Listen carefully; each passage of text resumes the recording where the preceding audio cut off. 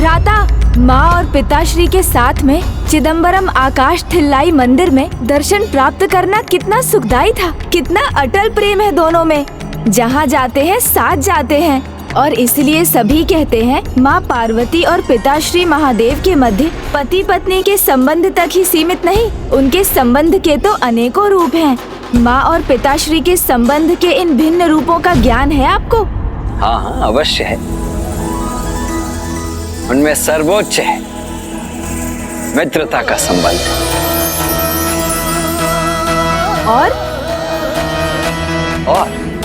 और आपसी समझ का, किसी भी परिस्थिति में सदा एक दूसरे के साथ रहने का।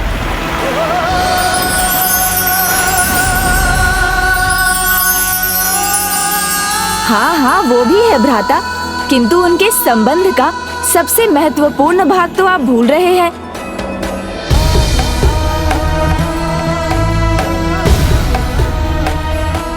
अच्छा, तो यदि मैं भूल रहा हूँ तो तुम मुझे स्मरण करा दो गणेश। उचित है भ्राता, यदि आप आग्रह कर रहे हैं तो मैं बता ही देता हूँ, परंतु इससे कहीं आपकी यात्रा में विलंब ना हो जाए। अतः अभी हमें चलना चाहिए। वैसे भी अब तो मात्र एक धाम ही शेष है, उसके उपरांत आपको पाशुपतास्त्र प्राप्त हो जाएगा। जीवन जिसका भी हो, कोई ना कोई गुरु ही उसे दिशा दिखाता है। तुम्हें ज्ञात है मेरे गुरु का नाम? अब तो बता दो, वो कौन सा संबंध है माँ और पिताश्री के मध्य जिसका ज्ञान मुझे नहीं है? गुरु और शिष्य का संबंध। मेरे गुरु हैं प्रभु महादेव। प्रभु महादेव? वो कैसे? वो आपके गुरु कैसे बने? वो कथा आपके अगले पंचभूत स्थल जल स्थल अर्थात थिरुवानेकेव तिरुचिरापल्ली अप्पू अथवा जल जम्बुकेश्वर मंदिर धाम से संबंधित है। महादेव की अर्धांगिनी देवी पार्वती को ज्ञान की प्राप्ति की इच्छा हुई, जिसके लिए ऋषि मुनि एवं कैलाश में वास करने वाले सभी भक्तगण तत्पर रहते हैं। किंतु माँ जब जब पिताश्री से शिव ज्ञान प्राप्ति की इच्छा प्रकट करती, तब पिताश्री प्रत्येक बार कोई ना कोई कारण बताकर उनके इस अनुरोध को टाल देते। स्वामी, आप बताइए मुझे, आप मेरी शिव ज्ञान प्राप्ति की इच्छा कब पूर्ण करेंगे? जब उचित समय होगा। अभी मुझे एक भक्त के पास जाना है जो दीर्घ समय से ज्ञान प्राप्त करने के लिए मेरा कठोर तप कर रहा है।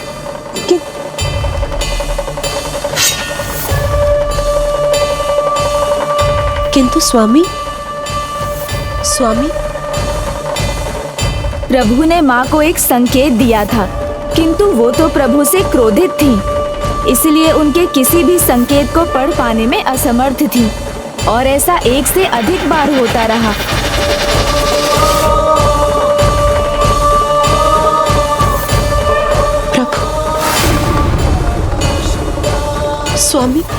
स्वामी, जिस शिव ज्ञान को आप अपने भक्त को प्रदान करके आ रहे हैं, स्वामी, वो शिव ज्ञान प्राप्त करने के लिए मैं कितने समय से आतुर हूँ। बताइए ना स्वामी, वो शिव ज्ञान आप मुझे कब प्रदान करेंगे?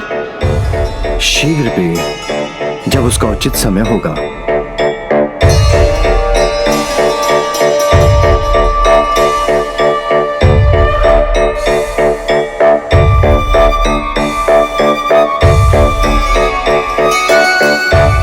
जो ज्ञान प्रभु के भक्तों को प्राप्त हो सकता है, वो उनकी अर्धांगिनी का अधिकार है। फिर प्रभु मेरे साथ ऐसा क्यों कर रहे हैं? समय के साथ शिव ज्ञान प्राप्त करने की देवी पार्वती की आतुरता बढ़ती जा रही थी, किंतु प्रभु के अनुसार देवी पार्वती को और प्रतीक्षा करने की आवश्यकता थी। फिर एक दिन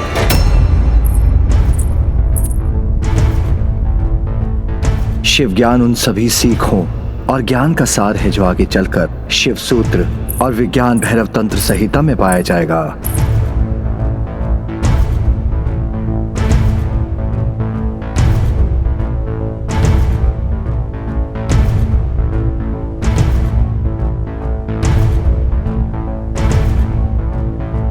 प्रभु, हम सभी गणों को शिव ज्ञान प्रदान करने के लिए कोटि कोटि धन्यवाद। इस ज्ञान को पाकर हम धन्य हो गए।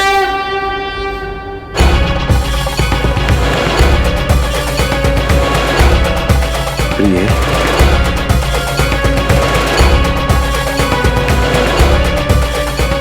प्रणाम माता। ये क्या स्वामी, आपने अपने इन गणों को जिस ज्ञान का अधिकारी समझा, मैं उससे वंचित क्यों हूं?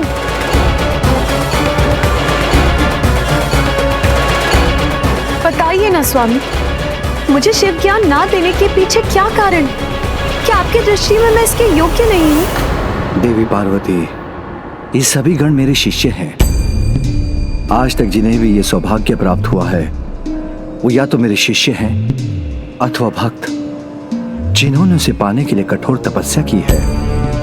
ये ज्ञान मैं किसी को भी इतनी सहजता से प्रदान नहीं कर सकता।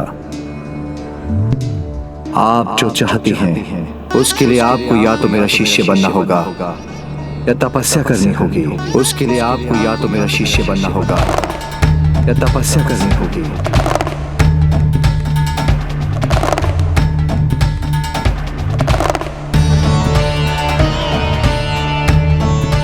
प्रभु ने इस सभी के सामने मुझे अयोग्य घोषित कर मेरा अपमान क्यों किया? यदि उन्हें यही बताना था तो एकांत में मुझे क्यों नहीं बताया?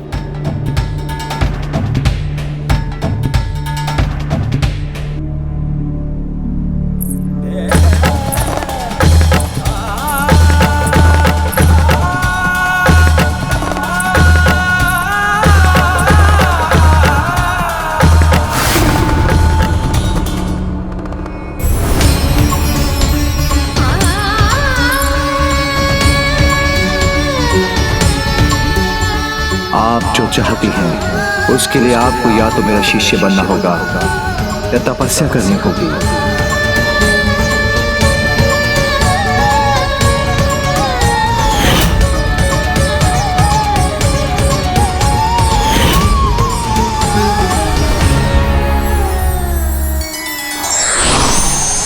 क्या हुआ देवी पार्वती, आप इतनी दुखी क्यों हैं? अवश्य भ्राता महादेव से कोई नोकझोंक हुई है। नोक-झोंक तो तब होती है जब पति और पत्नी के बीच हो, किंतु प्रभु ने तो मुझे सबके सामने अपमानित कर दिया।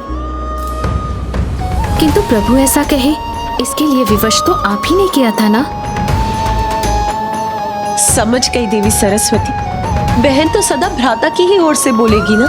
नहीं नहीं देवी पार्वती, हम दोनों आपकी सखी हैं। और सच्ची सखियां कभी सत्य कहने में संकोच नहीं करती। आपको समझाना तो हमारा दायित्व है।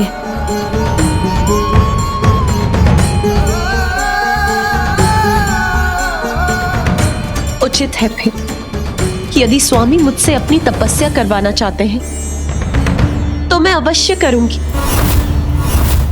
जिस प्रकार उन्हें पति रूप में पाने के लिए मैंने घोर तप किया था, उसी प्रकार उन्हें गुरु रूप में पाने के लिए भी करूंगी। किंतु कैलाश में नहीं, यहाँ से कहीं दूर। और मैं ये प्रण लेती कि जब तक मेरी तपस्या पूर्ण नहीं हो जाती, मेरे चरण कैलाश में नहीं पड़ेंगे। मेरे चरण कैलाश में नहीं पड़ेंगे। मेरे चरण कैलाश में नहीं पड़ेंगे। और इस प्रकार माता ने ठान लिया कि वो पिताश्री प्रभु महादेव से शिव ज्ञान प्राप्त करके ही रहेंगी, किंतु एक अर्धांगिनी बनकर नहीं, अपितु एक शिष्य बनकर। और इसलिए वो प्रभु से बहुत दूर यहाँ दक्षिण में आ गईं। और फिर कावेरी की तट पर पहुंचकर कावेरी के शीतल जल ने जब देवी पार्वती के पांव का स्पर्श किया, तब उनका क्रोध शांत हुआ और उन्होंने उसी स्थान को अपना तप स्थल बना लिया और एक नवीन रूप धारण कर तपस्या करने लगी।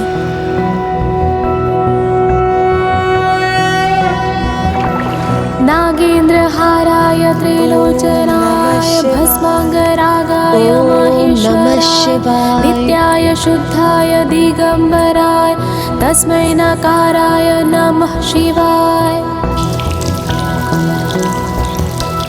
मंदाकिनी सलिल चंदन चर्चिताय नंदीश्वर प्रमथनाथ महेश्वराय मंदार पुष्प बहु पुष्प सुपूजिताय तस्मै मकाराय नमः शिवाय। नागेंद्र हाराय त्रिलोचनाय भस्मांगरागाय माहेश्वराय नित्याय शुद्धाय दिगंबराय तस्मै नकाराय नमः शिवाय। मंदाकिनी सलिल चंदन चर्चिताय नंदीश्वर प्रमथनाथ महेश्वराय मंदार पुष्प बहु पुष्पसु पूजिता तस्मै मकाराय नमः शिवाय। उठिए देवी।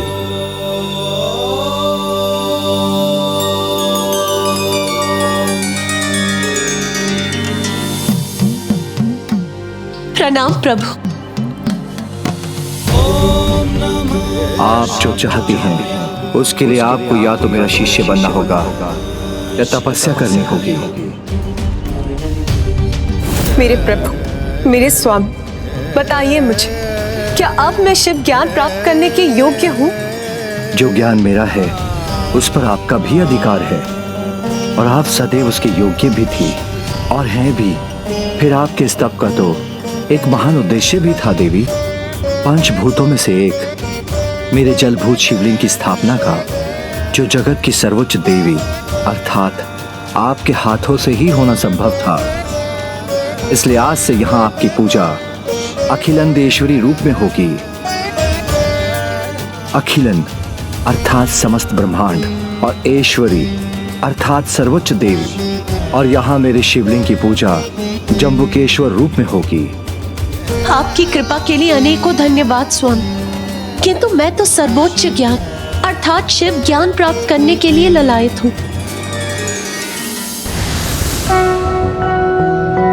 शिव ज्ञान उन सभी सीखों और ज्ञान का सार है जो आगे चलकर शिव पुराण, शिव संहिता, शिव सूत्र, महेश्वर सूत्र और विज्ञान भैरव तंत्र संहिता में पाया जाएगा।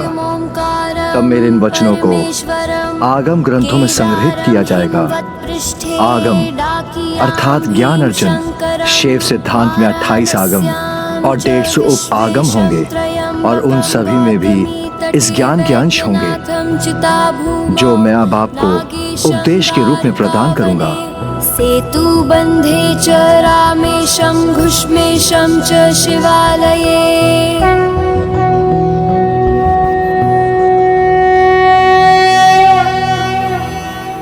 हे गुरुवर स्वामी, मुझे अपनी शिष्या के रूप में स्वीकार करने के लिए और मुझे ये शिव ज्ञान प्रदान करने के लिए आपको कोटि कोटि नमन। मैं आपका गुरु हूं प्रिय, तो आप भी मेरी गुरु हैं। आपने भी मुझे एक बहुत बड़ी सीख दी है। सीख दी? मैंने स्वामी? कौन सी सीख? आपके द्वारा कैलाश का त्याग कर वहां से इतनी दूर आने पर मैं समझ सका कि मुझे जो भी कुछ आपसे कहना था वो एकांत में कहना चाहिए था, उस प्रकार सबके सामने नहीं। मैं वचन देता हूँ ऐसा फिर कभी नहीं होगा। नहीं स्वामी, दोष तो मुझसे भी हुआ था। मैं आपको वचन देती हूँ कि पुनः अन्य जनों के सामने आपको उत्तर देने के लिए मैं कभी विवश नहीं करूंगी।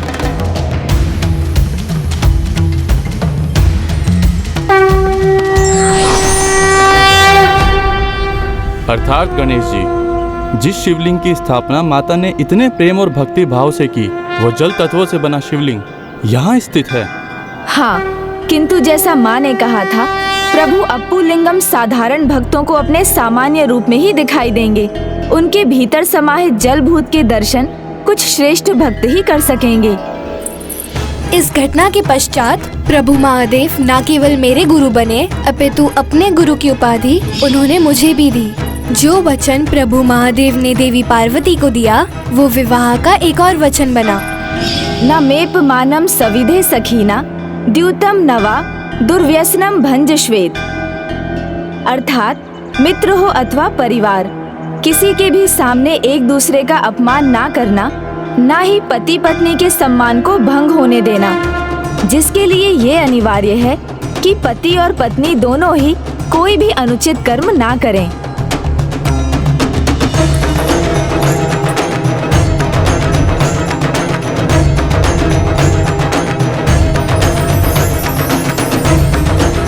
माँ, मेरी इच्छा है कि मैं इस पावन काशी विश्वनाथ मंदिर में प्रवेश कर प्रभु के दर्शन कर सकूं। अवश्य पुत्री, तुम कुमार कार्तिकेय का अनुसरण करते हुए वहाँ अवश्य पहुँचोगी और उसके बाद तुम्हारी उनसे भेंट होगी, और ये मेरा आशीष है कि तुम्हारी भेंट का परिणाम अत्यंत शुभ हो।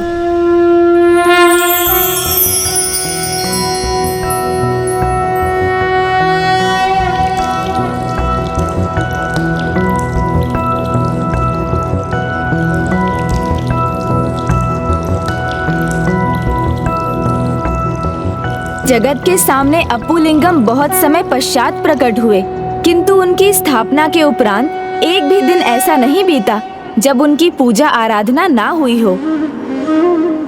किंतु गणेश जी, जिन शिवलिंगों के स्थान से, उनके अस्तित्व से सभी अपरिचित थे, उनकी निरंतर पूजा होना भला कैसे संभव है?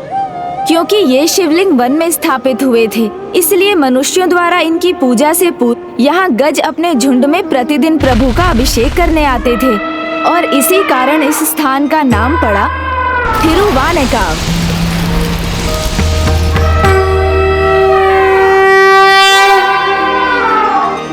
थिरु अर्थात पवन, आने अर्थात गज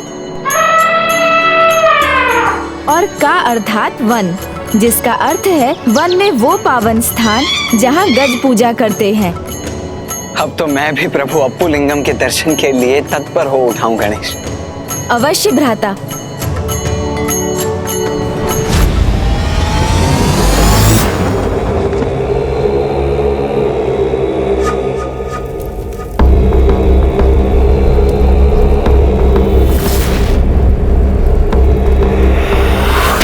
असुर जाति के सामने देवताओं और इस जयंत का मान धूल धूसरित होगा।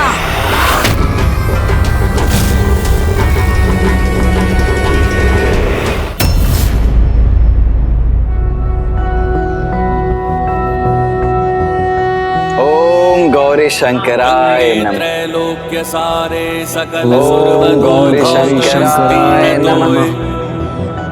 पूर्ण ब्रह्म गौरी स्वरूपे हरिचरण रजोहारिणी स्वर्ग मार्गे प्रायश्चित्तं यदि स्यात्वचल कणिका ब्रह्म हत्यादि पापे कस्त्वां स्तोतुं समर्थ स्त्रिय जगदग हरे देवी गंगे प्रसीद। ओम गौरी शंकराय नमः। गौरी शंकराय नमः। महाराज सुरापद्मन की, महाराज सुरापद्मन की। क्या हुआ बालक, तुम्हारा उत्साह कहाँ खो गया? या तुम्हें उस कार्तिकेय पर विश्वास नहीं रहा? वैसे उचित भी है, इतने असुरों के मध्य कहाँ आ सकेगा वो भला?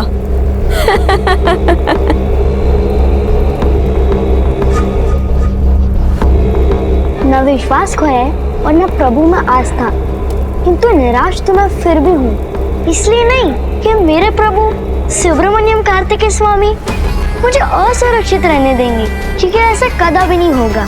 मुझे निराशा तो इस बात की है कि असुर जन समुदाय जिसमें असंख्य असुर है, ये सभी इतने अज्ञानी हैं कि प्रभु के जय जयकार के स्थान पर सूरसेन और सूरपद्मन के जय जयकार कर रहे हैं।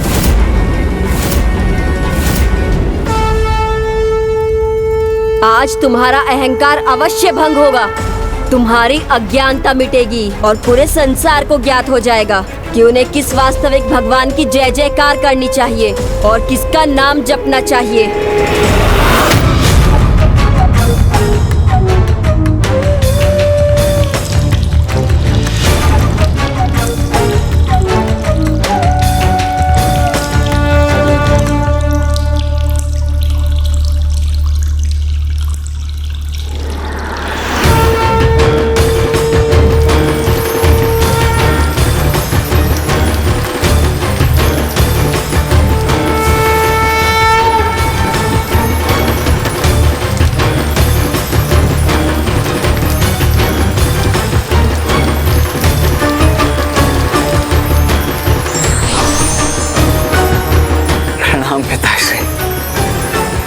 प्रणाम प्रभु।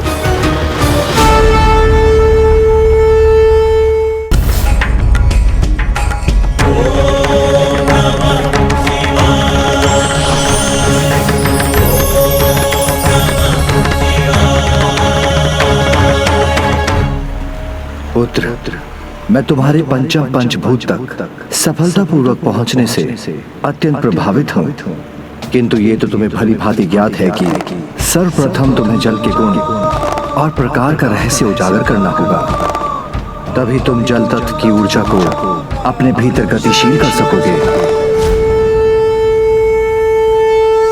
महाराज सुरापद्मन की, महाराज सुरापद्मन की, महाराज सुरापद्मन की, महाराज सुरापद्मन की, महाराज सुरापद्मन की, महाराज सुरापद्मन की, महाराज सुरापद्मन की, महाराज सुरापद्मन की, महाराज सुरापद्मन की, महाराज सुरापद्मन की। मैंने उचित ही समझा था। माँ अवश्य किसी काली माया का ही प्रयोग कर रही है। ये काली माया तो पुत्र जयंत के लिए घातक सिद्ध हो सकती है।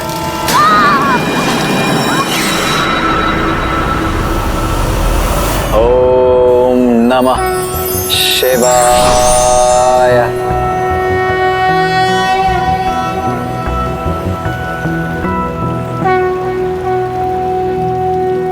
प्रभु, जल की प्रकृति शीतल है, गुण है द्रव्यता और संकुचन।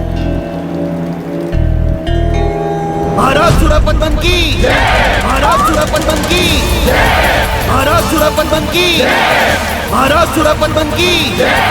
ये आगे जो जगह इस तरफ से भी अधिक अस्पताल है।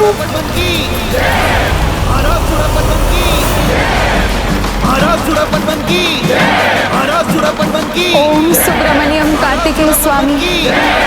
महाराज सुरापद्मन की। हे प्रभु, शीघ्रता कीजिए, सुनिए, अपने भक्त को सुनिए। रक्षा कीजिए प्रभु, रक्षा कीजिए, रक्षा कीजिए प्रभु, रक्षा कीजिए।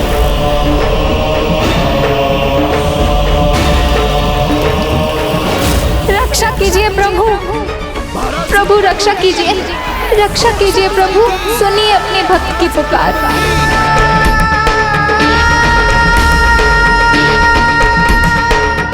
कदाचित जयंत फिर संकट में है, इसलिए भ्राता की एकाग्रता भंग हो रही है।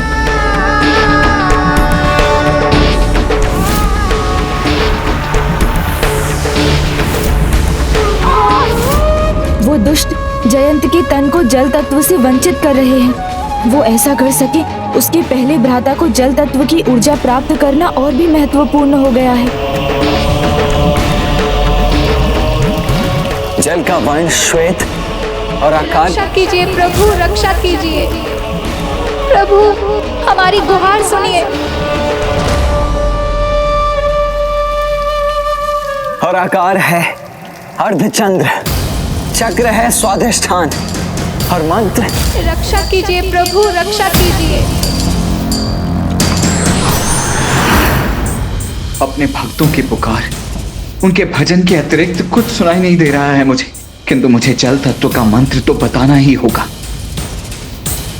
ये देव सेनापति अपना ध्यान केंद्रित क्यों नहीं कर पा रहे हैं? कहीं ऐसा तो नहीं कि मेरे पुत्र जयंत और अन्य देवताओं पर कोई संकट आया हो जिसका कारण ये विचलित हो रहे हैं। माता सुरासई की, महाराज सुरापद्मन की। अब और नहीं देखा जाता। प्रभु को आने में इतना विलंब क्यों हो रहा है? कारण जो भी हो, किंतु अब तो हमें कुछ करना होगा। महाराज सुरापद्मन की, माता सुरासई की, महाराज सुरापद्मन की। भ्राता को एकाग्र मन से जल तत्व का मंत्र ढूंढकर अपनी यात्रा को शीघ्र संपन्न करना होगा।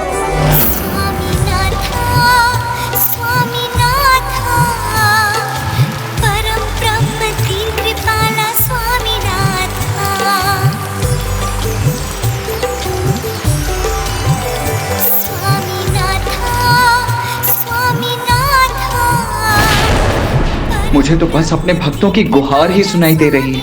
सोख लूंगी, तुम्हारा संपूर्ण जल तत्व सोख कर तुम्हें प्राणहीन कर दूंगी मैं। हमें सक्रिय होना ही होगा। परिणाम कुछ भी हो, किंतु हम अपना पूर्ण प्रयास करेंगे। इस दुष्ट को रोकने का कुछ उपाय करना ही होगा हमें।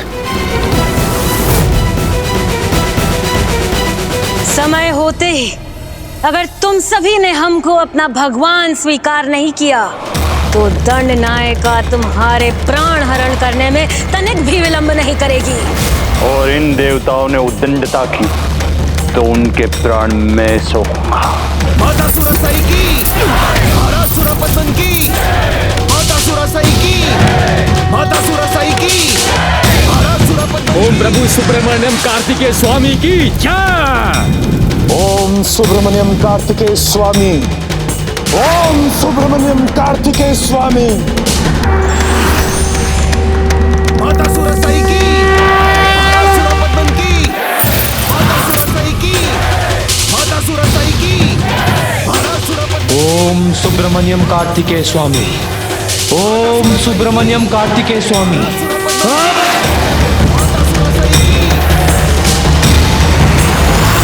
देवता होते हुए भी मूर्खों के भांति व्यवहार करना तुम्हें शोभा नहीं देता। तुम्हारी ये मूर्खता तुम्हें भारी पड़ेगी।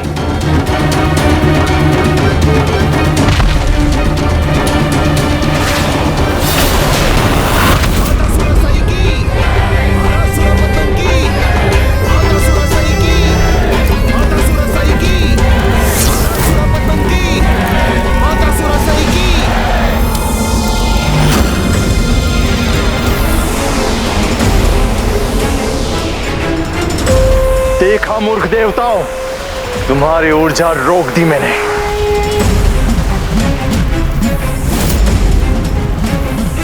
अब तुम्हारी ये ऊर्जा वरुण देव के जल को रोकेगी भी और आहत भी करेगी।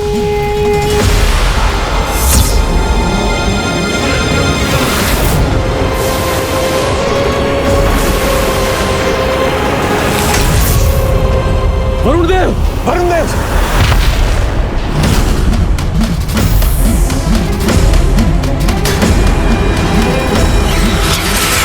अग्निदेव, वायुदेव, मेरे सेवक, देख लिया परिणाम। अब तुम दोनों मेरे वार का परिणाम भुगतने के लिए तैयार हो जाओ।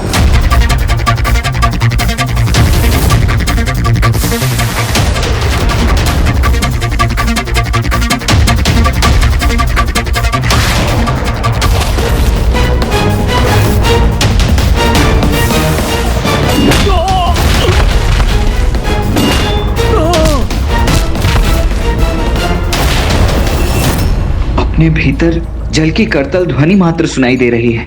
मुझे और एकाग्रता से सुनना होगा।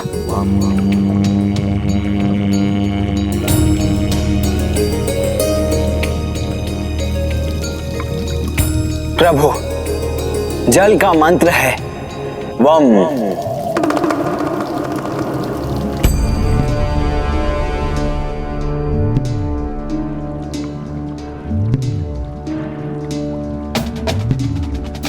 जल मंत्र वम के शब्दनाद ने मुझे तुम्हारे भीतर जल तत्व को क्रियान्वित करने के लिए प्रेरित किया है पुत्र। इसलिए जल तत्व की शक्ति प्राप्त करो।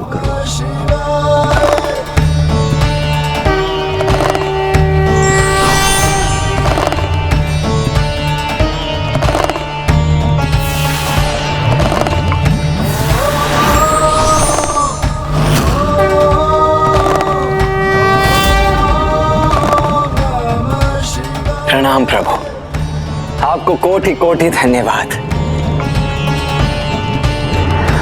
महाराज सुरपद्मन की, माता सुरसाई की, महाराज सुरपद्मन की।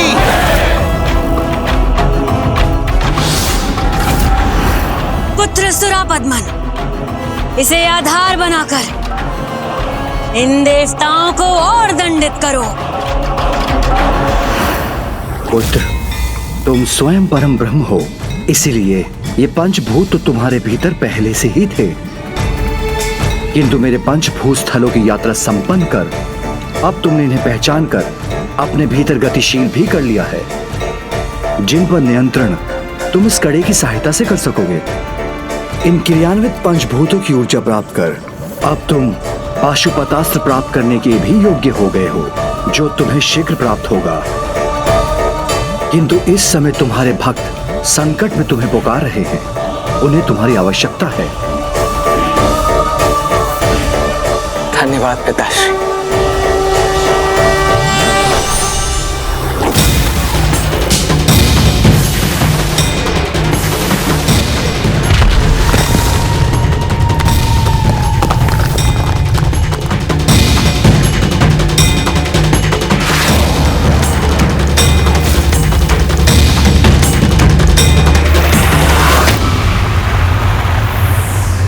पुत्र जयंत, पुत्र जयंत, पुत्र जयंत।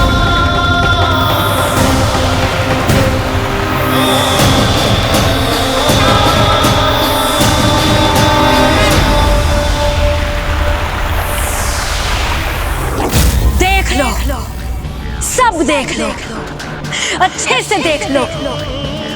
मेरे और मेरे पुत्र असुर सम्राट सुरापद्मन को भगवान न मानने का परिणाम।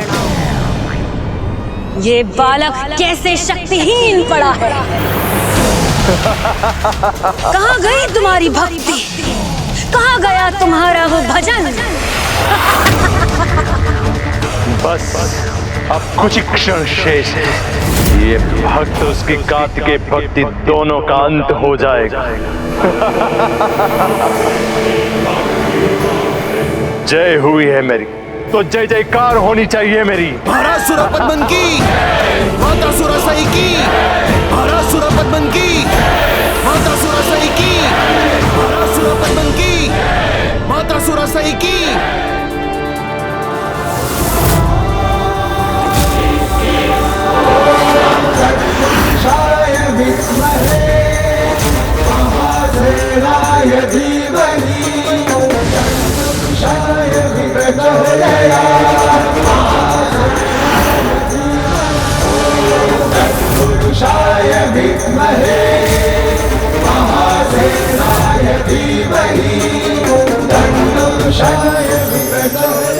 जब तक मेरे प्राण शेष रहेंगे मैं प्रभु का स्मरण करता रहूंगा।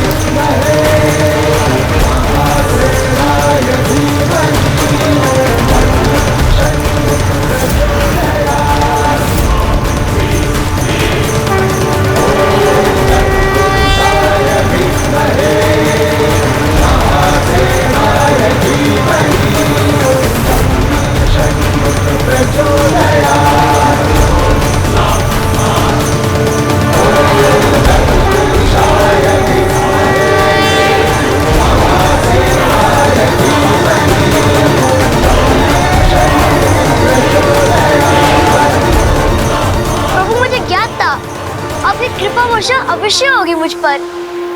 मेरी रक्षा के लिए आपको कोटि कोटि धन्यवाद।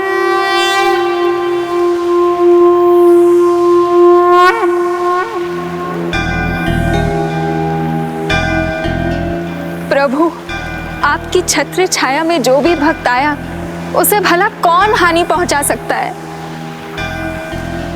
आपके दिव्य दर्शन पाकर हम धन्य हो गए प्रभु।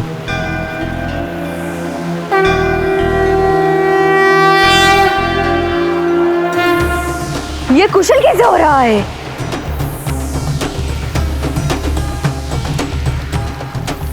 दंडनायिका, अपनी संपूर्ण शक्ति का प्रयोग करो। जो भी माया है तुम्हारी बालक, आज मैं उसे सफल नहीं होने दूंगी। सफल होंगी मैं तुम्हारा अंत करने में।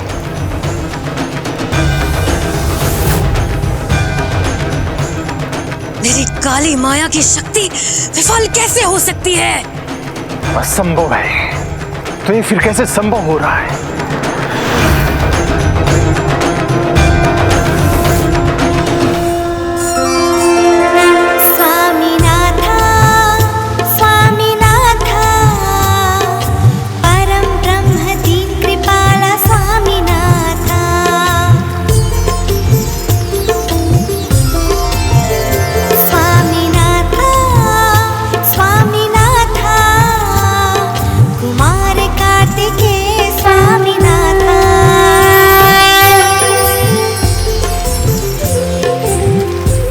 क्या हो रहा है?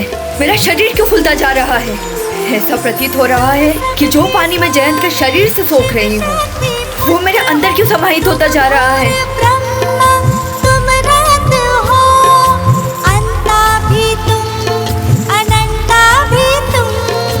निर्बल सा बल सबके नाथ हो स्वामी।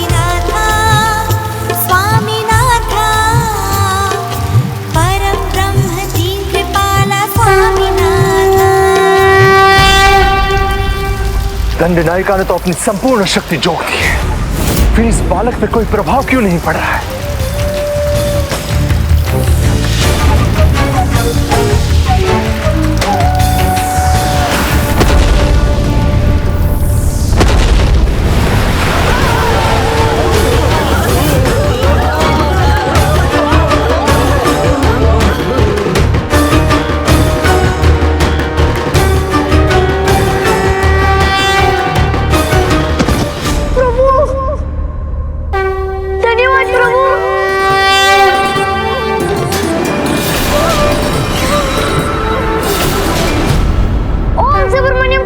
स्वामी की जय। प्रभु सुब्रमण्यम कार्तिकेय स्वामी की जय। प्रभु सुब्रमण्यम कार्तिकेय स्वामी की जय। प्रभु सुब्रमण्यम कार्तिकेय स्वामी की जय।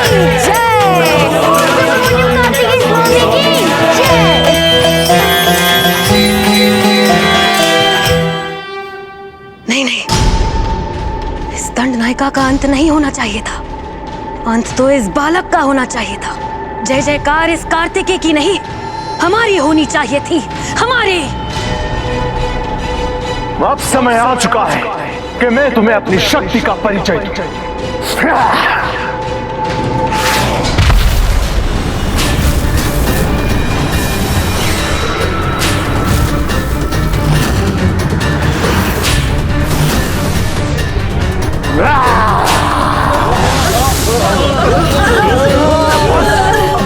बंद करो सदा के लिए ये अनर्गल प्रलाप, असत्य मायावी भ्रम और छलावे को। सत्य मानने की भूल की है तुम सबने, किंतु सत्य तो मात्र एक मैं ही हूं। मैं ही हूं तुम्हारा भगवान, तुम सबका भगवान, भगवान सुरापद्मन। इसलिए जय जयकार करनी है तो मेरी करो, भगवान सुरापद्मन की।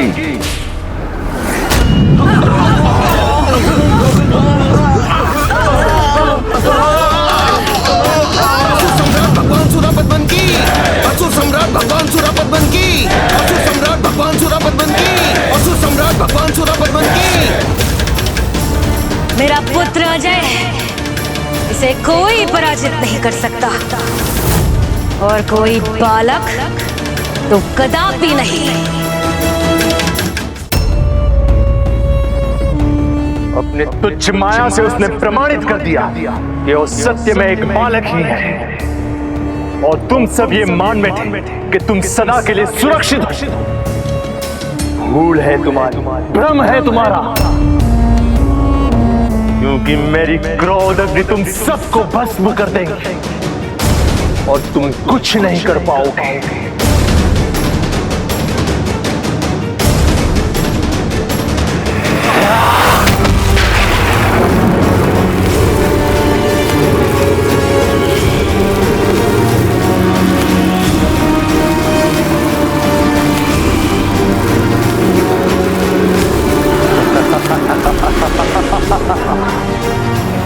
अब ज्ञात हुआ कि कौन है तुम्हारा भगवान। माता सुरासाई की, माता सुरासाई की, महाराज सुरापद्मन की, महाराज सुरापद्मन की, माता सुरासाई की।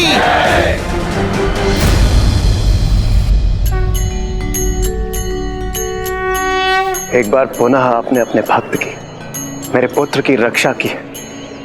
प्रभु कार्तिकेय, आपका कोटि कोटि धन्यवाद। आपके पंच तत्व रूप से क्रियाशील होने के बाद आपका कड़ा भी अपनी पूर्णता प्राप्त कर चुका है। अब कृपा कर आगे का मार्ग सुनिश्चित कीजिए और हमें बताइए कि पशुपतास्त्र को प्राप्त करने के लिए अब आपको क्या करना होगा। इन क्रियान्वित पंचभूतों की ऊर्जा प्राप्त कर अब तुम पाशुपतास्त्र प्राप्त करने के भी योग्य हो गए हो, जो तुम्हें शीघ्र प्राप्त होगा।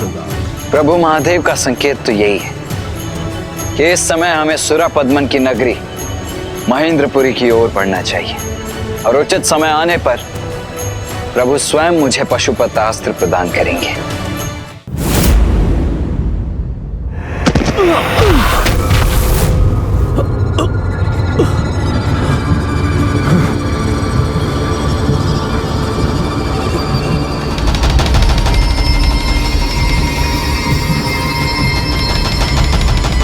यहाँ तो गहन अंधकार है। कुछ दिखाई नहीं दे रहा।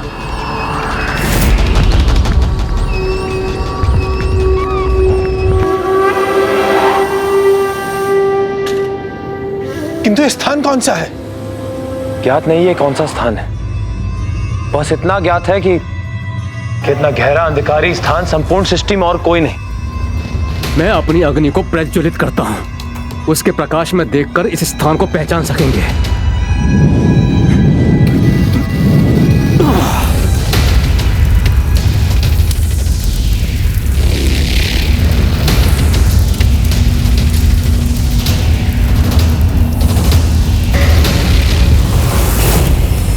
बड़ा विचित्र अंधकार है। अग्निदेव की अग्नि भी इसे प्रकाशित नहीं कर सकी। अंधकार में धूम्र से घिरे हैं हम, इसलिए हमारी दृष्टि बाधित हो रही है। मैं अपने वायु प्रवाह से इसे निष्फल करने का प्रयास करता हूं।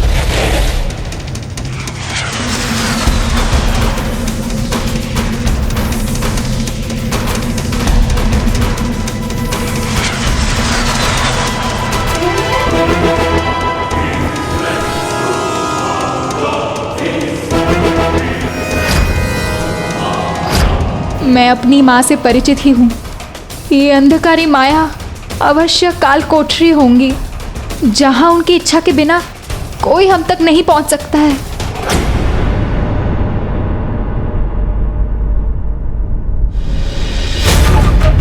किंतु प्रभु कार्तिकेय और उनके आशीष को कोई नहीं रोक सकता।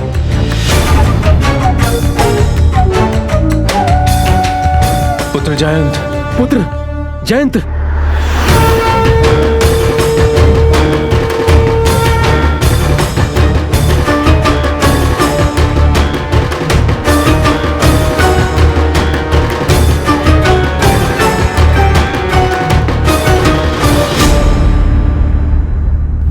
भ्राता, हमें दक्षिण की ओर बढ़ना चाहिए, क्योंकि महेंद्रपुरी लंका के आगे ही है। उचित कहा तुमने गणेश।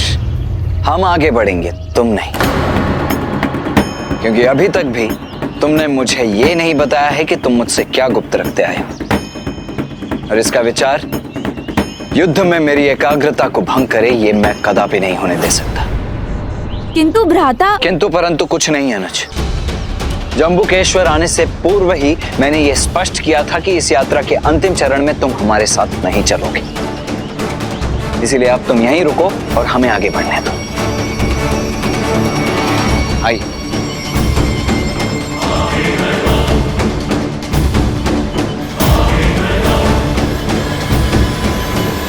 क्षमा करें भ्राता, आपसे कुछ छिपाने में मुझे भी अपार कष्ट होता है, किंतु मैं अभी भी अपना आशय आपको नहीं बता सकता। इसलिए आपकी आज्ञा का पालन अवश्य करूंगा। आगे नहीं बढ़ूंगा मैं, किंतु ऐसे समय में जब स्वयं भाभी माँ यहाँ पहुँचने वाली हैं, तो मैं आपको अकेला छोड़कर कहीं जाऊंगा भी नहीं।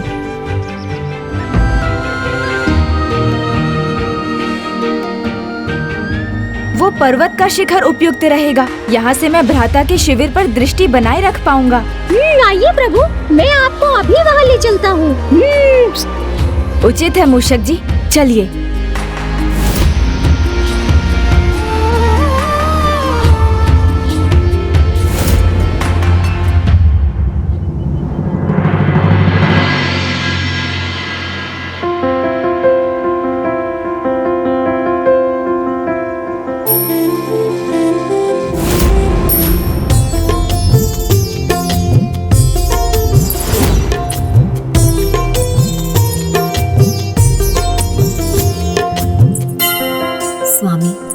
मैं शीघ्र आपके निकट पहुंचूंगी।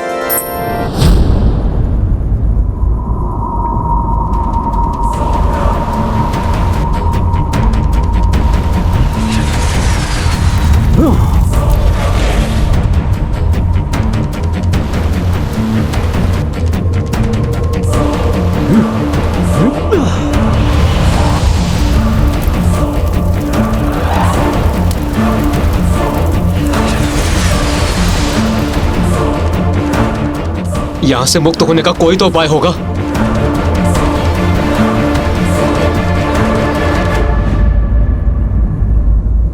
आप चिंता मत कीजिए, हम यहाँ अधिक समय तक बंदी नहीं रहेंगे, क्योंकि मुझे प्रभु के आगमन का आभास हो रहा है।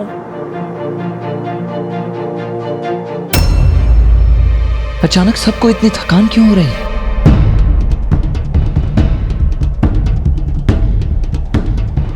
और स्वयं मुझे भी थकान का अनुभव हो रहा है। पर्वत श्रृंखला को तो पार कर लिया हमने, परंतु अब एक पग भी आगे बढ़ाना दुष्कर हो रहा है।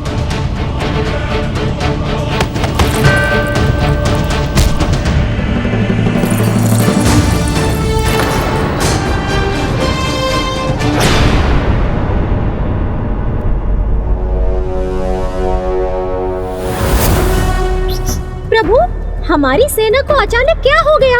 इतनी लंबी यात्रा में तनिक भी नहीं थके। बड़े उत्साह से कैलाश से अभी तक चलते रहे, तो अब इस थकान का क्या कारण है प्रभु? यात्रा में ऐसा ही होता है मूषक जी। जब तक मार्ग पर होते हैं तो थकान पता नहीं चलती, किंतु जब यात्रा का अंत निकट आता है और ये हमें भी ज्ञात हो जाता है, तब अचानक तन की थकान मन को भी घेर लेती है। इस अवस्था में मैं सभी को आगे बढ़ने के लिए प्रेरित कैसे करूं? मैं तो चाहकर भी भ्राता की सहायता नहीं कर सकता, क्योंकि पाशुपतास्त्र भ्राता को कैसे प्राप्त होगा ये तो प्रभु ने भी नहीं बताया। और यहाँ तो इनकी संपूर्ण सेना थकान में डूबी हुई है, तो अब भ्राता क्या करेंगे?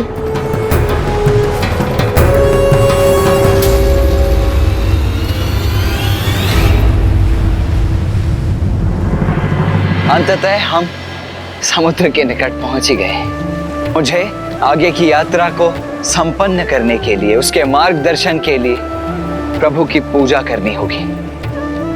आप सभी यहीं विश्राम कीजिए, मैं पूजा करके लौटता हूं।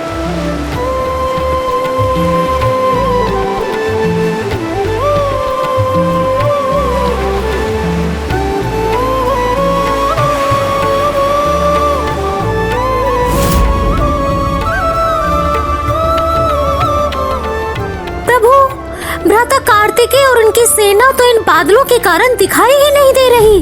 अब हम उन पर दृष्टि कैसे रखेंगे प्रभु? उन पर कोई संकट आ गया तो?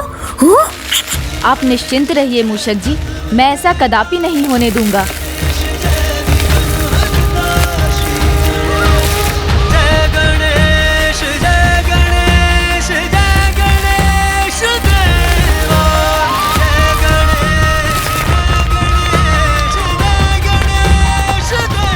भ्राता, आपसे दूर रहकर भी मैं आपके साथ हूँ।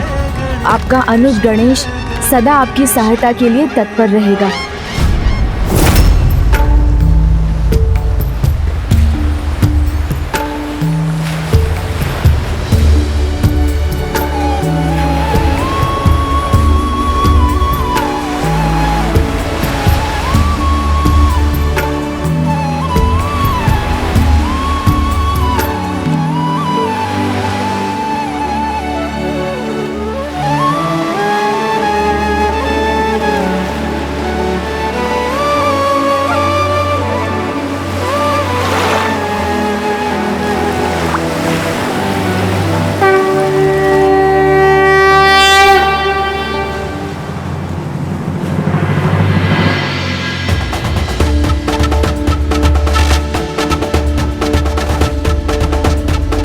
जल में यह शिला तो बिल्कुल शिवलिंग की भांति ही प्रतीत हो रही।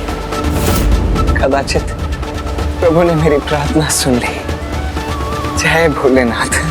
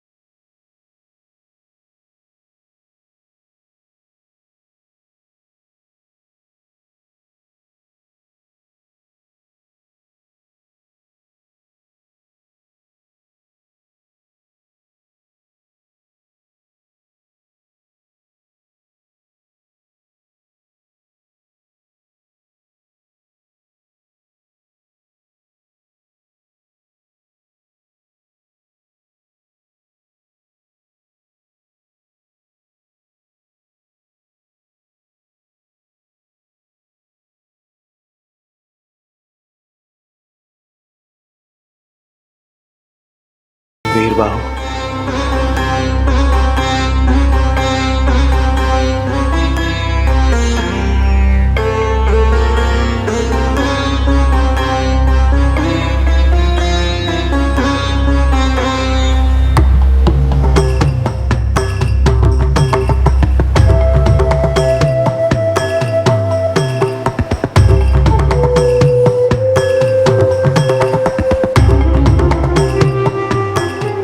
तो मुझसे चला भी नहीं जा रहा।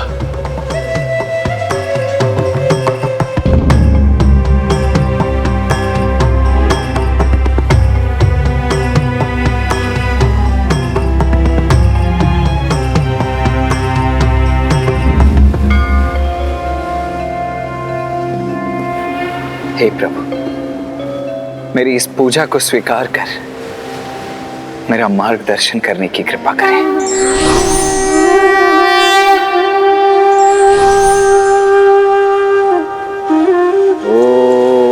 नमः शिवाय।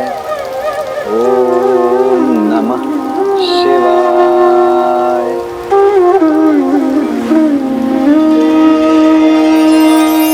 भवः शर्वो रुद्रः पशुपतिरथो ग्रहसः महान् तथा भीमेशानाविति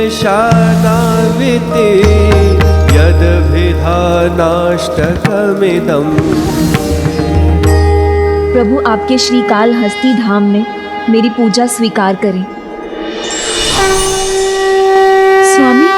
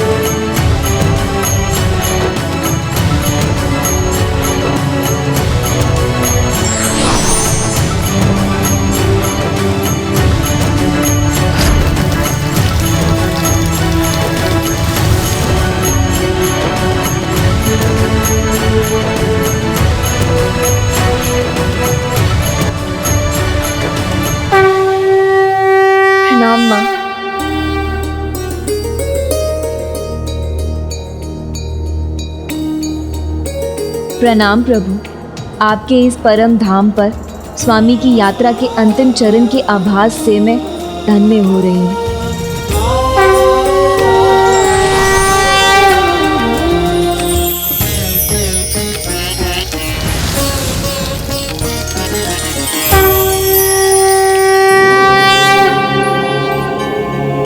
समय आ गया है जब मुझे पुत्र कार्तिकेय को पाशुपतास्त्र प्राप्ति के लिए तैयार करना चाहिए। तैयार तो मुझे भी करना है देव सेना को उसके भावी जीवन के लिए। प्रभु, मैं तो स्वामी कार्तिकेय के पद चिन्हों पर चलते हुए पंचभूत लिंगों की यात्रा संपन्न कर अपने लक्ष्य के निकट पहुंच रही हूँ। किंतु प्रभु, आपसे इतनी विनती है, आशीष दीजिए मेरे स्वामीनाथा को कि वो भी आपके पद चिन्हों पर चलकर अपने लक्ष्य को प्राप्त करें।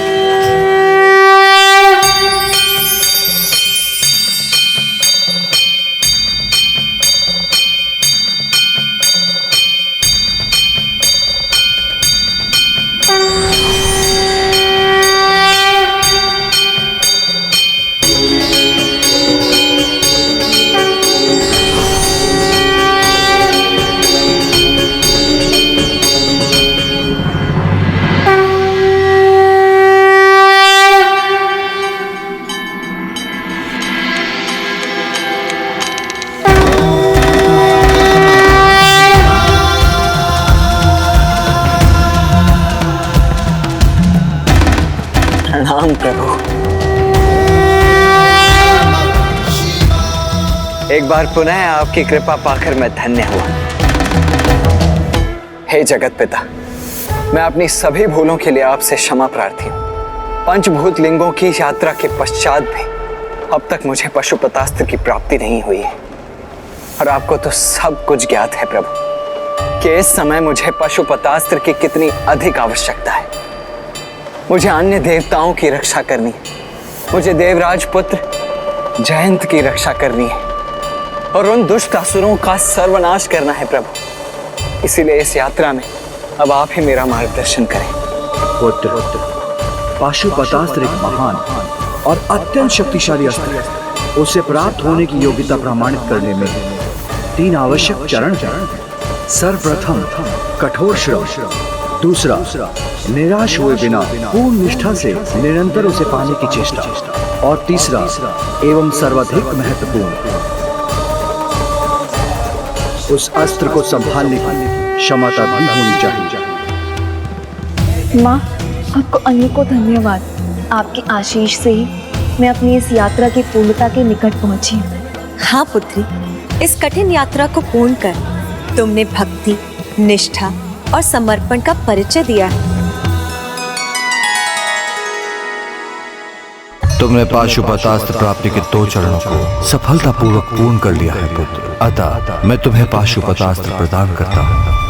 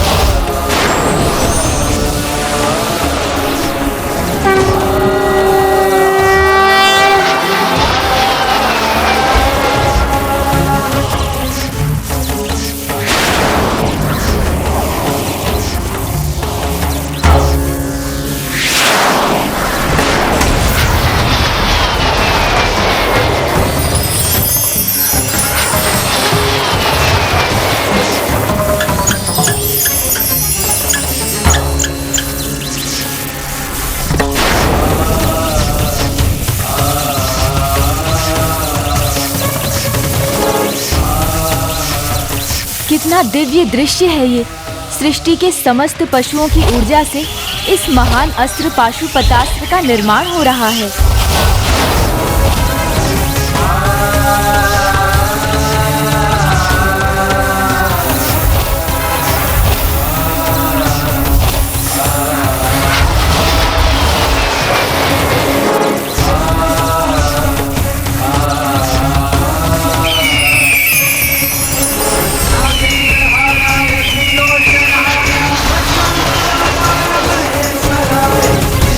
शुद्धाय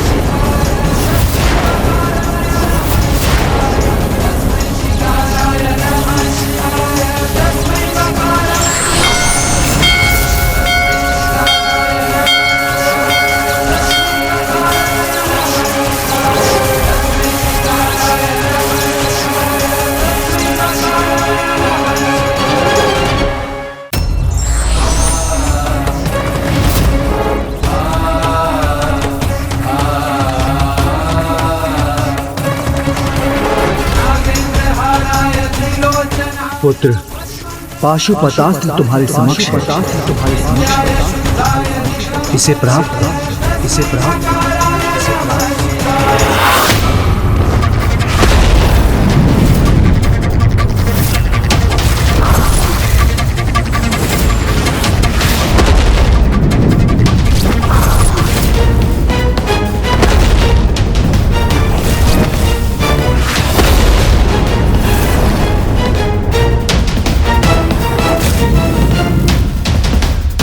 जिनके आघात से ये सिंहासन चकनाचूर हो गया।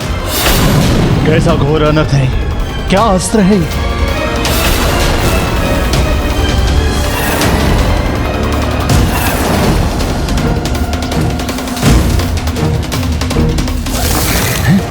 ये क्या हुआ? अवश्य ये भ्रम था मेरा, किंतु फिर ऐसे भयानक अस्त्र की कल्पना क्यों की मैंने?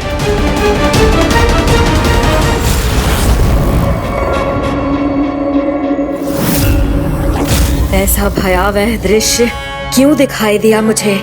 इस अभेद्य राजमहल में कोई मायावी अस्त्र कैसे प्रवेश कर सकता है भला? इस महान शक्तिशाली पाशुपतास्त्र का प्रयोग इतना सरल नहीं है। तुम्हें इसकी प्राप्ति का तीसरा चरण पूर्ण करना होगा और तुम्हें यह प्रमाणित करना होगा कि तुम पाशुपतास्त्र के दायित्व को संभालने योग्य हो। आप बस आदेश दीजिए, मैं हर परीक्षा के लिए तैयार हूं। संयम, ये एक युद्ध है अपने ही विरुद्ध। जिसने संयम पर विजय प्राप्त किया वो किसी भी युद्ध में पराजित नहीं हो सकता।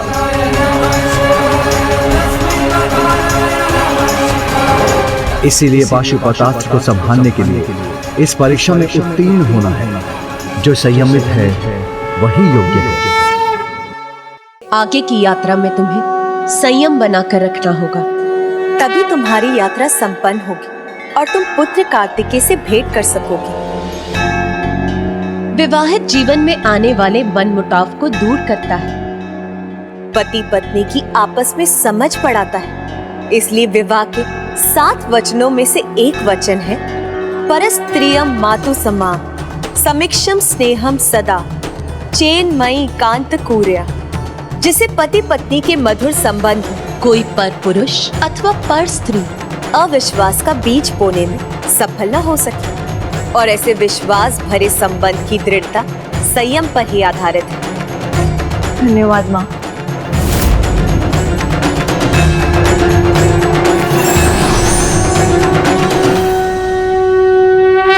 संयम का परिचय देने के लिए तुम्हें मौन व्रत रखना होगा। आपका वचन मेरे लिए आदेश है। आप जो भी व्रत कहेंगे मैं उसके लिए तैयार हूं। तब शस्त्री मौन व्रत धारण करो। मैं आपको ही साक्षी मानकर संकल्प लेता हूं कि कल प्रातः से मैं 6 दिन का शस्त्री मौन व्रत धारण करूंगा। व्रत के प्रत्येक दिन का आरंभ मैं प्रभु पूजा में 1 सहस्त्र 8 बेलपत्र और 1 सहस्त्र 8 पुष्पों के अभिषेक से करूंगा। दिन में एक ही बार भोजन करूंगा और भोजन की मात्रा भी उतनी ही होगी प्रभु जितनी आपके प्रसाद से एक बार में मेरी मुट्ठी में आ जाए। इस परीक्षा में जिस संयम को प्रमाणित करने की आवश्यकता है मैं उसे प्रमाणित अवश्य करूंगा।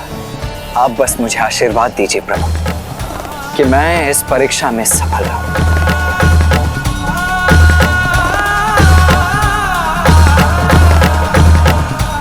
कल्याण हो पुत्र, सफल।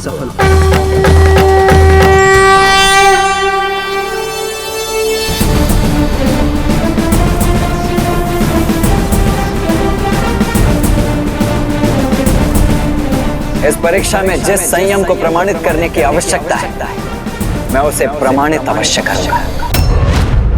संयम नहीं, अब संघार का समय है मां।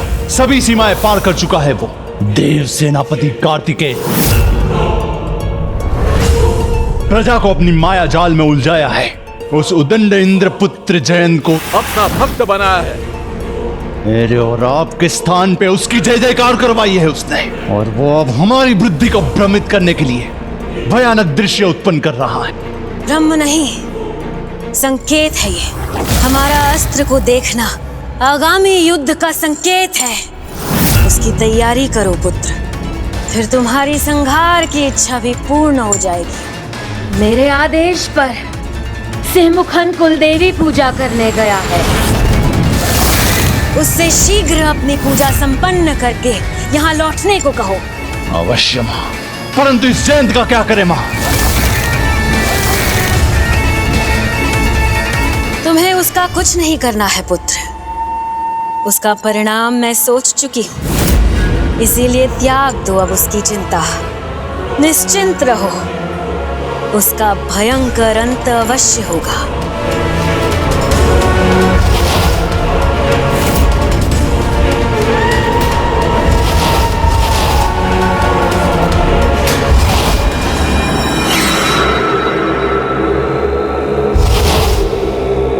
तुम दोनों पर भी कार्तिकेय भक्ति हावी है ना? और तुम दोनों ही जयंत को कार्तिकेय भक्त बनाने के दोषी भी हो ना? इसीलिए तुम दोनों भी दंड के भागी हो।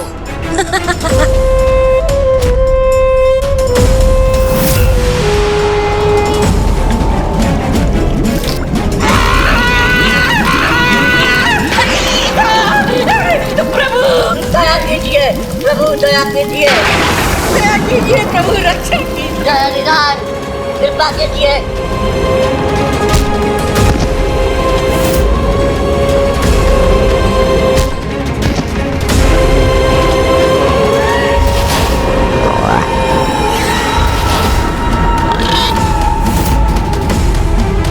माया जहां विफल हो जाए, वहां भूखे असुरों की क्रूरता भक्तों की भक्ति के भ्रम को मिटा देती है।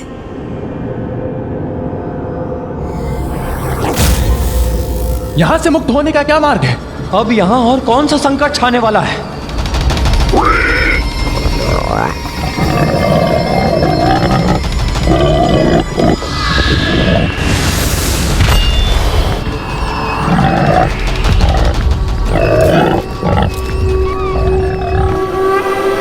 अंधकार ही नहीं, इस पिंजरे में भी बंद कर दिया है माँ ने हमें। किंतु जयंत मुक्त कैसे है? और वो पशु स्वर किन पशुओं का था? तुम्हें भूखा रखकर अंत नहीं कर सके तो कोई बात नहीं। अब मेरे भेजे हुए भूखे असुर तुम्हारा अंत अवश्य करेंगे।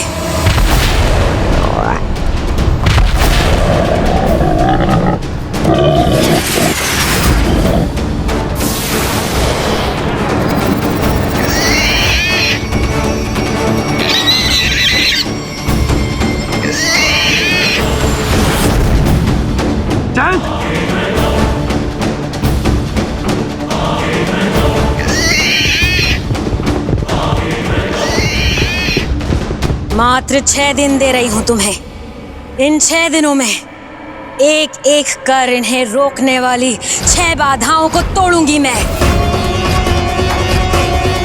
6 दिन बढ़ने दूंगी इनकी भूख, जिससे वो अपने चरम पर पहुंच सके।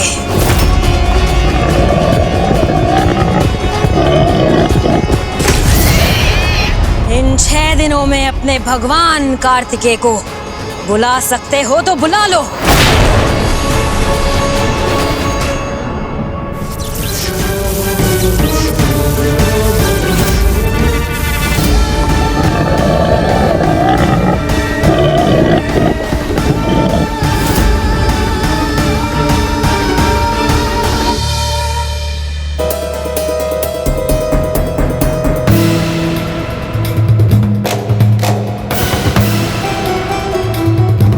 भाभी माँ तो अत्यंत निकट पहुँच गई हैं और मैं अभी तक भ्राता को विवाह के लिए मनाने में सफल नहीं हो पाया।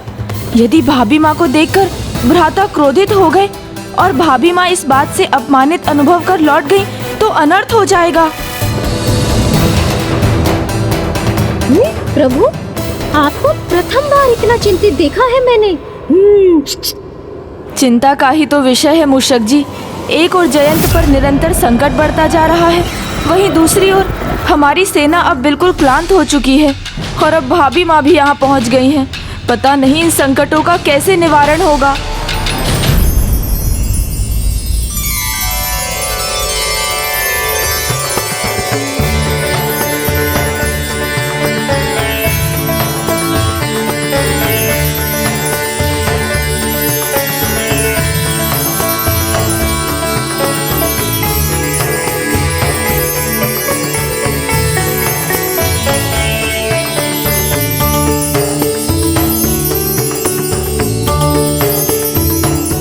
वाह, कितना उत्तम है मूषक जी।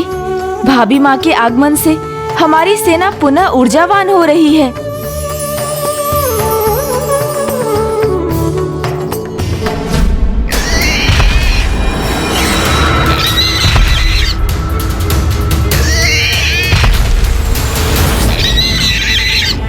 पुत्र जयंत, प्रत्येक संकट का सामना बिना डरे किया है जयंत ने, किंतु वो है तो अभी भी अबोध बालक ही।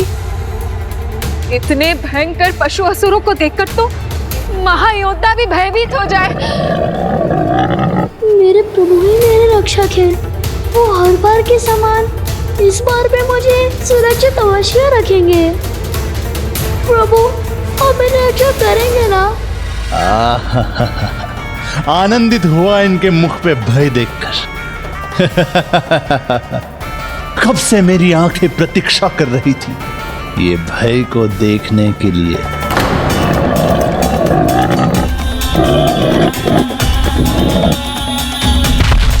हे प्रभु, मेरी रक्षा करेंगे ना? प्रभु, आप मेरी रक्षा करेंगे ना?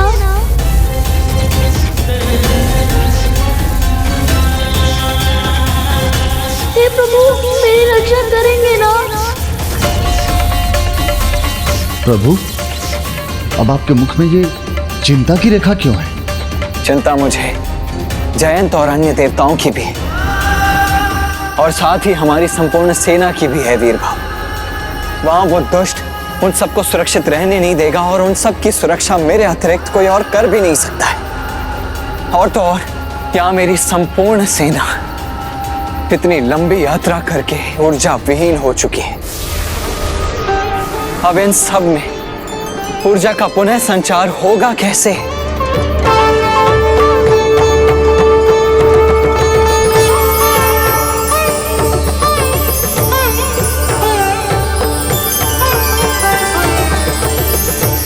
कुछ भी हो, करना तो मुझे ही कुछ होगा अब।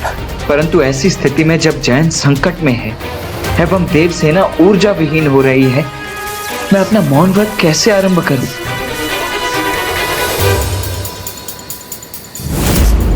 शीघ्रता कीजिए प्रभु, भाभी माँ अब पहुँचती ही होंगी।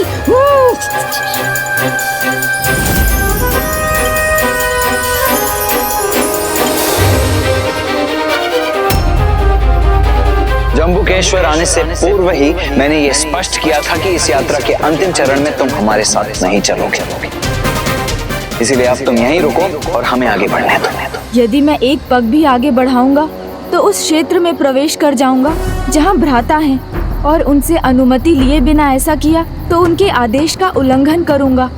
ये तो बड़ी उलझन हो गई है, अब मैं क्या करूं?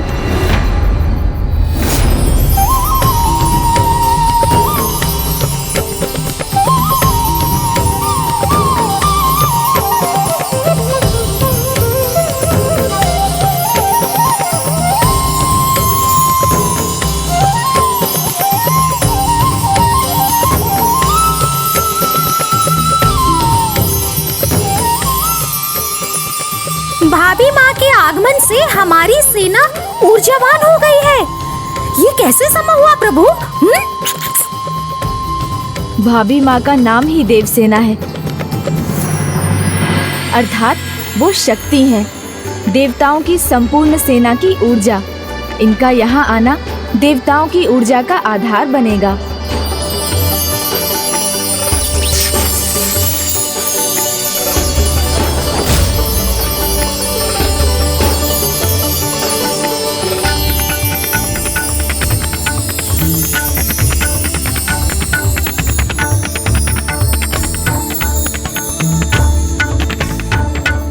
देव सेनापति कुमार कार्तिकेय, आप तनिक भी चिंता मत कीजिए, हमारी सेना का नेतृत्व मैं संभाल लूंगा। और प्रभु, मैं जयंत और देवताओं की रक्षा करने के लिए प्रस्थान करूंगा। वीर बाहु का जाना अत्यंत आवश्यक है।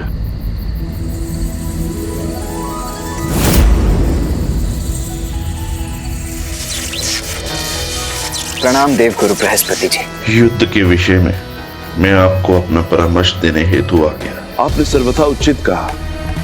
न केवल जयंत और देवताओं की रक्षा के लिए अपितु हमें युद्ध के नियमों का पालन करते हुए एक अंतिम बार युद्ध विराम का प्रयास करना होगा। इसलिए युद्ध के पहले एक बार हमें विनयपूर्ण शांति का संदेश भेजना होगा।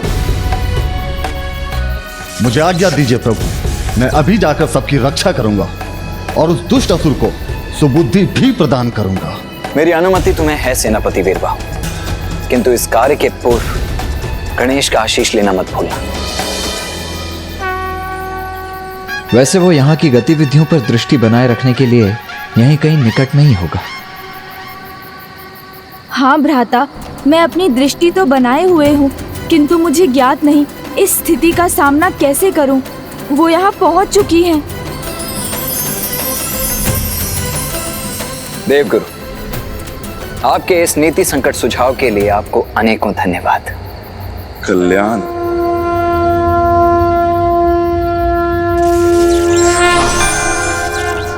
आज्ञा दीजिए प्रभु।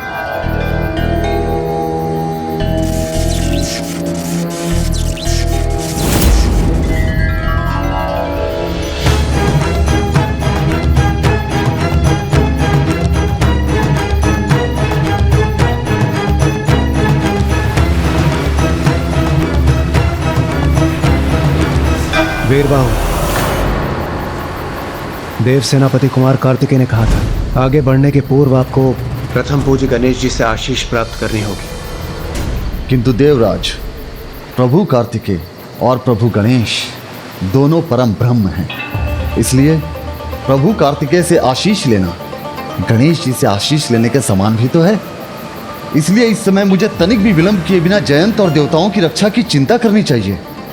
और अभी गणेश जी को ढूंढने लगा तो बहुत समय बीत जाएगा और जयंत की सहायता में मुझे देर हो जाएगी।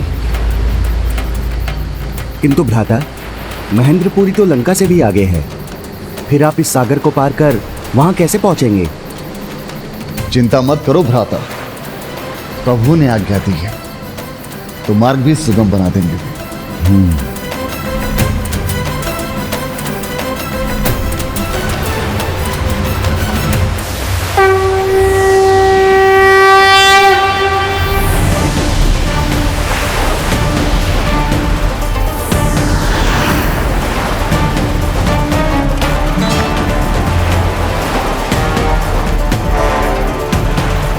वीरबाहु प्रथम पूज्य गणेश जी से आशीष प्राप्त किए बिना ही आगे बढ़ गए।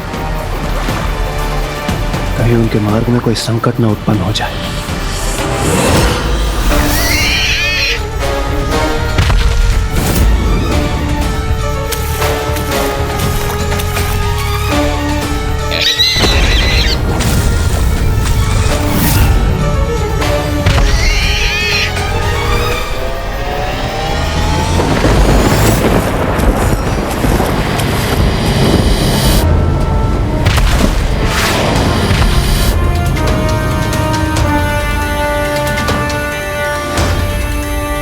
स्वामी कार्तिकेय के भक्त संकट में हैं। मुझे विलंब नहीं करना चाहिए।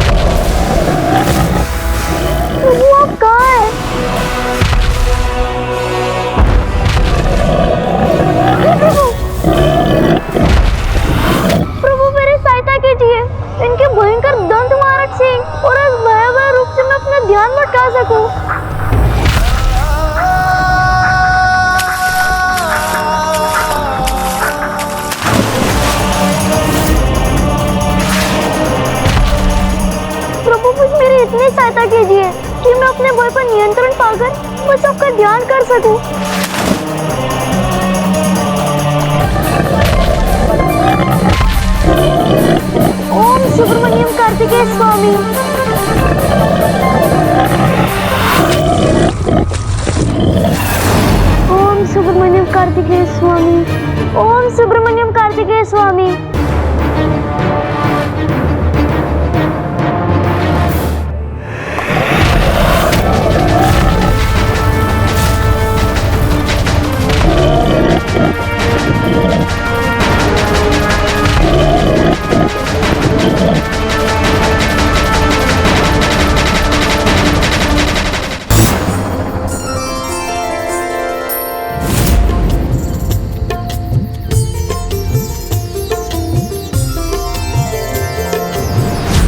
अच्छा तो ये होगा कि भ्राता होने वाली भाभी माँ को देखने के पहले ही अपना मौन व्रत आरंभ कर लें और मुझे अपने अंतिम उपाय का प्रयोग करने की आवश्यकता ही ना पड़े।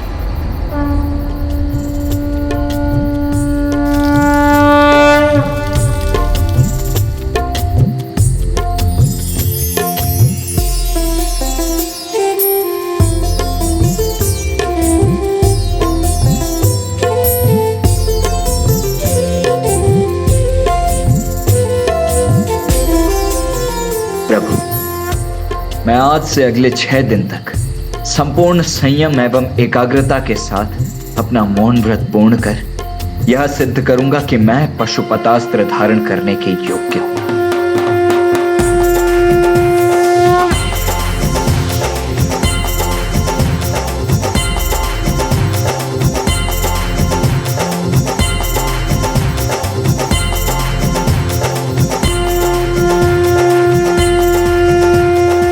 अब तो कुछ भी अहितकर होने से रोकने का एक ही उपाय है।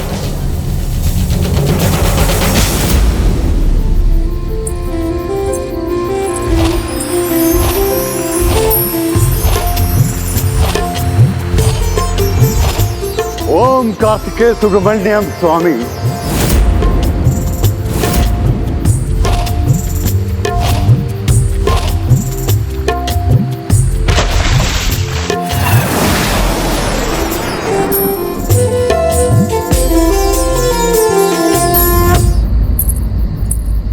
देवसेना क्या?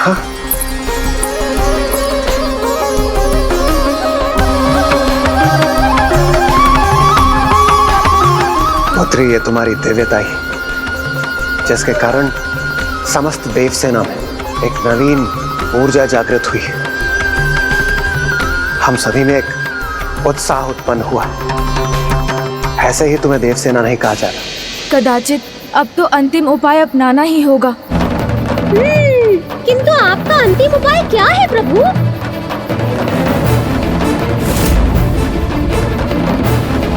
गणेश जी, ये रही मेरी पुत्री देवसेना। मुझे ज्ञात है देवराज, यही तो चिंता है मेरी।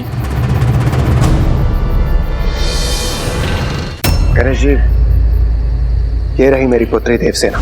मुझे ज्ञात है देवराज, यही तो चिंता है मेरी। चिंता? गणेश जी, इसमें चिंता की क्या बात? ये तो बहुत अच्छी बात है। वो अपने भावी पति, अपने स्वामी से भेंट करने के लिए यहाँ आई और फिर मेरी घोषणा अनुसार सुरापद्म के अंत के बाद विजयी हुए कुमार कार्तिकेय से ही उसका विवाह होगा। विवाह की ही तो समस्या है देवराज, कदाचित आपने ध्यान नहीं दिया। इस यात्रा में पग पग पर मैं भ्राता कार्तिकेय से विवाह की ही बात करता रहा, कथाओं से उन्हें विवाह संबंधित ज्ञान भी देता रहा, किंतु विवाह में उनकी रुचि जागृत करने में असफल रहा।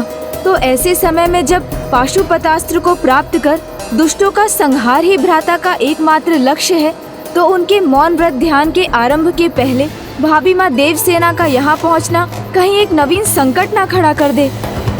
आप उचित कह रहे हैं गणेश जी, किंतु यदि उन्होंने देवताओं की और समस्त देवसेना की ऊर्जा बनी पुत्री देवसेना को लौटा दी और हमारे सभी योद्ध पुत्री देवसेना के मनोभाव के ही समान दुखी और ऊर्जा विहीन हो जाएंगे। इसलिए तो भ्राता के देखने के पूर्व भाभी माँ को रोकना आवश्यक है, किंतु ये कैसे होगा?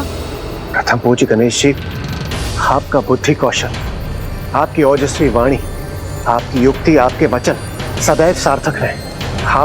आप किसी को भी कुछ भी समझाने में सफल रहे, इसलिए पुत्री देवसेना को समझाने का कार्य भी आप ही को करना होगा। किंतु आप भी तो समझिए देवराज, मैं उनका भावी देवर भला उन्हें भ्राता से भेंट करने से कैसे रोक सकता हूँ?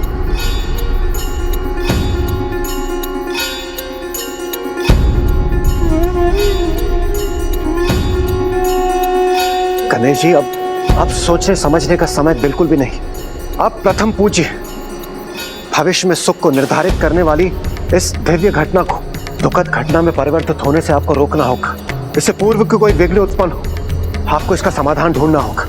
आप ही अपने अचूक उपाय से, अपनी प्रबल बुद्धि से कुछ कीजिए विघ्नहर्ता गणेश जी। इंद्रदेव उचित कह रहे हैं प्रभु, ये कार्य तो मात्र आप ही कर सकते हैं। देवराज इंद्र मेरी प्रशंसा कर रहे हैं या मुझे वो कार्य करने को कह रहे हैं जो मेरे लिए भी असंभव है। देवराज इंद्र ने स्थिति के सामने आत्मसमर्पण कर दिया। अब तो मुझे ही जाना होगा, किंतु मैं कहूँगा क्या और कैसे कहूँगा? उन्हें आगे बढ़ने से कैसे मना करूँगा एवं कैसे इस होने वाले अनिष्ट को रोक पाऊँगा? स्वामी, मैं आपके निकट पहुंच ही रही हूँ। अब शीघ्र मुझे आपके प्रत्यक्ष दर्शन प्राप्त होंगे।